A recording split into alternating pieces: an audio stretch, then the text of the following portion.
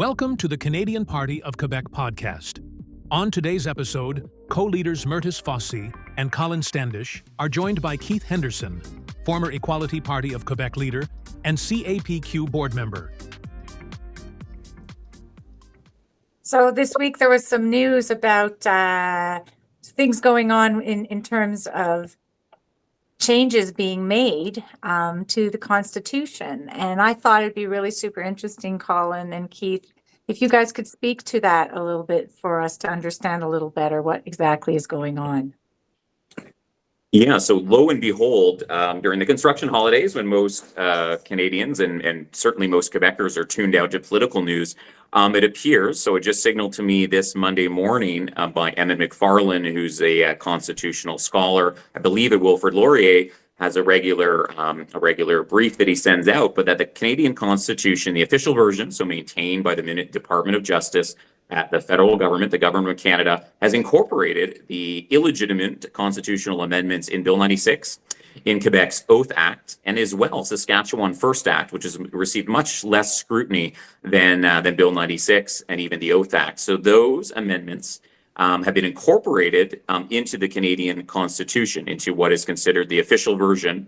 Though it's interesting, the Canadian Constitution, of course, is written, unwritten. It goes back hundreds of years, and of course, different precedents and judgments form part of it. But these have been incorporated into the official version. So that is big news. Many prominent lawyers and activists weren't even informed of this, but it's starting to percolate. So we want to raise the alarm bells about this, that as Emmet McFarlane and as well as we refer to it as constitutional vandalism. Vandalism, that's a big word, Colin. Why is it vandalism, you think? It's a degradation, illegitimately, of our foundational document. Okay, you're going to have to explain that to me like I'm a 3-year-old.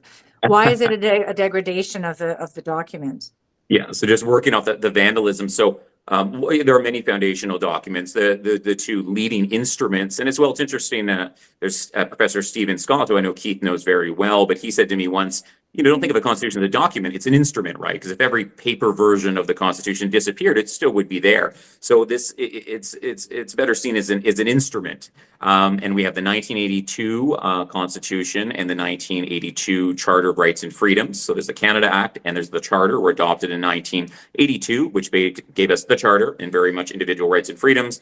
There's also a variety of institutional and group rights for different language groups and Indigenous peoples. And then as well, our ability to amend the Constitution. Instead of going to the United Kingdom, we have the ability to amend it ourselves with a fairly complicated and convoluted amending formula, which we'll come back to. And then as well, we have the 1867 Constitution, which is known as the BNA Act, colloquially, but is to lawyers known as CA 1867, Constitution Act 1867. There is as well, to mention, 30 documents mentioned in the appendix of the 1982 Constitution saying, hey, these documents make up our Constitution as well. Some that come to mind are the Saskatchewan Act, the Alberta Act, the Manitoba Act, that created these provinces as parts of Canada over time. But it's not an exhaustive list, which is interesting as well. So that's the baseline here. And then the 1867 Constitution has now been changed, once again, from our perspective, illegitimately, with these proposed amendments by provinces. And maybe I'll let Keith weigh in on this, because he's, a constitutional expert, but I'd love Keith to jump in. I have much more to say about this, but I don't want to dominate the conversation. Well, let me just add the process, because the provincial government is saying that when they amend the Constitution to state that Quebec is a nation and its official language is French, they say this only affects the province of Quebec. And therefore, they don't need to have an amending formula that includes, say, 7 provinces representing 50% of the population, or even unanimity, because these are various ways in which the Constitution can be amended. They can just propose it themselves and make the excuse, well, it only affects Quebec, therefore we're allowed to do it. Well, of course, it doesn't affect just Quebec, because if you've put into the Constitution, Quebec is a nation, you are distinguishing Quebec from all other provinces, because no other province declares itself to be a nation. Can't imagine Ontario saying, Ontario is a nation. How many nations do we have? So the process itself is illegitimate, and it's been contested in front of the courts. So what becomes even more egregious is the fact that the federal government didn't contest it directly itself, which it should have done. It should have said, look, you can't put into the Constitution, declare you're amending the Constitution without other people's consent. That just doesn't work in Canada. This is a team operation, and you can't do it alone. But the federal government never said a word about it, left it to individuals to take these matters before the courts, and then basically what the federal government does is say, well, we're going to intervene on behalf of these people who are taking it to court. That should never be what the federal government does. The federal government should take these issues up directly with the courts. So let me understand, Keith. Basically, what you're saying is that the federal government has dropped the ball once again, and that their approach, rather than to defend the rights, is to sort of allow individual parties, whether it's Saskatchewan or Quebec, to run roughshod over the Constitution. Is that correct? Exactly correct. And I could even speculate on reasons. I think the reasons are purely and simply electoral. They want the nationalists, and they're prepared to sacrifice ultimately the good of the country for electoral reasons. Very short-sighted, very destructive. What might this look like long term when you say it's short-sighted and destructive? Goodness knows who else is going to take advantage of this opening. What other province is going to state, well, if Quebec can do it, then we can too. And all of a sudden you get a plethora of ridiculous and possibly contradictory amendments put into the Constitution under the guise, oh, well, this only affects BC, so we're allowed to do that. Nonsense. It's a very destructive proposal and method of proceeding. Just to add, there's a variety of issues here that the amending formulas are very precise and very, and many of them, speak about very specific circumstances. So even if a province wants to amend the formal constitution, which it can, for example, I believe it was 1997 that Quebec abolished denominational schools, right? Went to linguistic boards, took a lot of negotiation internally. I remember the day we stopped praying in my little elementary school in the Eastern Townships, that it suddenly became optional to say grace before lunch. And I think most of us 8 or 9 year olds, probably stopped doing it. But I remember the day. It was a formative experience. But on the larger issues constitutionally, you can amend the Constitution. Provinces could request it. But even on issues that only affect one province, so it needs resolutions from the House of Commons and the Senate, right? So you need the federal government to sign off on it. So as much as we disagree with Bill 96's amendments, there are ways to legitimately amend the Constitution. We had Charlottetown and Meech Lake Accords, huge debates. One, the first was legislatures and executive federalism that they negotiated. The second one was what had a nationwide Nation of Canada referendum. So there are ways to legitimately amend the Constitution. And then even when it comes to the Oath Act, is no one's challenged it in court. We've spoken out against it as a party, but that amends the requirements to sit in Quebec's National Assembly or legislature, which is known in our Constitution. And to change anything to do with the monarch, et cetera, as unanimity in our Constitution, right? If you want to get rid of the Queen or King, you can, but it needs unanimous consent from all provinces and the federal government. So there are ways to amend the Constitution. They're very hard, very dirty. It can be long and challenging. I think many Canadians have lived through it in a way that I was 1 year old when Meech Lake was proposed, and 5 or 6 when Charlottetown was proposed. But there are ways to amend it. But this is cloak and dagger constitutional amendment. It's Meech or Charlottetown by other means, and it really is about degrading the ability of Canada to have a workable constitution and rule of law.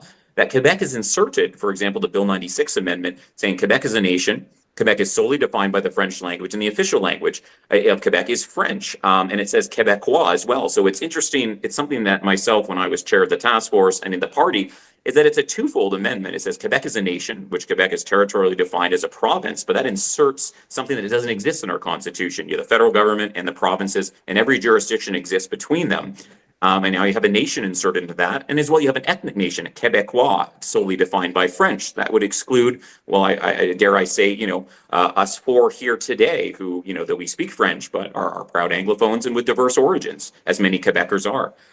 So it just raises a whole bunch of questions. And as well, the amendments contradict other parts of the written Constitution.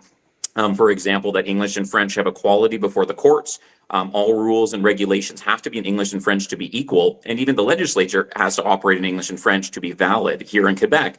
And they've tried to denigrate and delegitimize that since the original Bill 101. And even before that, there's been a variety of issues, but I won't get into too much of the brass tacks there. But that if you can amend the Constitution willy-nilly, and have parts of that contradict other parts of the Constitution, what can't you get away from? Or what can't you get away with, rather? Could we propose, a province propose, for example, no abortions on their territory? No one could own guns on their territory, or everyone must own firearms on a territory. That if you can insert anything in the Constitution, even if it flagrantly contradicts the Canadian Charter or the constitutional documents leading up to that, what can't we get away with? And the federal government is a derelict in their duty to defend our foundational documents. So if I understand correctly, what you're saying is because this hasn't been done constitutionally or legally, let's say, then doesn't that leave all of these amendments open to challenge? Yes, and I believe they are being challenged, except for the Oath Act, which should be, because it sets the same dangerous precedent, right? So if that's not struck down. So yes, there are 10, 11 cases against Bill 96. I believe all, or at least most, would talk about the illegitimate constitutional amendments. None have been ruled upon at this point. The Saskatchewan First Act is being challenged by Indigenous groups. I'm not sure as much on it because it's gone a lot less scrutiny. I only became aware of it about a year ago. But there is a presumption in Canadian law that every act or law passed by a province or the federal government is presumed to be constitutional, right? That governments are supposed to uphold the rule of law. And no Section 96 court, this is sort of nerdy law stuff, but the superior courts, or supreme courts as they're called. So I think Nova Scotia and British Columbia call their superior courts the supreme courts of BC, but it's not actually a supreme court. But Section 96 courts are very important. They're appointed by the federal government, but administered by the province. So getting a first instant ruling there is very critical for any legal case. But that's not been done for any Bill 96 case, to my knowledge, right? So there is a presumption of constitutionality, and there's not been a judgment against Bill 96, the Saskatchewan Act or the Oath Act. So, but still there is ambiguity. The challenges are well known. And it's interesting that the federal government italicized these amendments, put a footnote saying by Section 45 amendment, and we haven't gone into the brass tacks there, but there is provinces do have constitutions. We don't talk about it much in Canada. Myrtis, do you know what the only province with a written constitution by its province is? I do not. So it's a fun little fact that very few people know, and it's British Columbia actually adopted their own written constitution in 1996.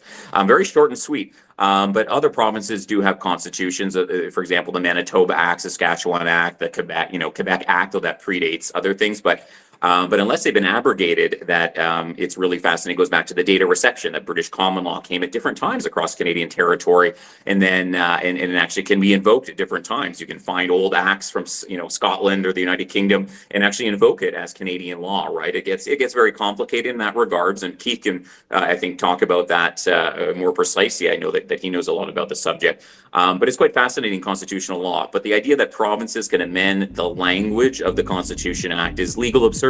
It is legal vandalism, as we have said, quoting Emmett McFarlane. The Canadian Party of Quebec is a principled federalist voice for the future of Quebec. For more information, visit CanadianPartyQuebec.ca.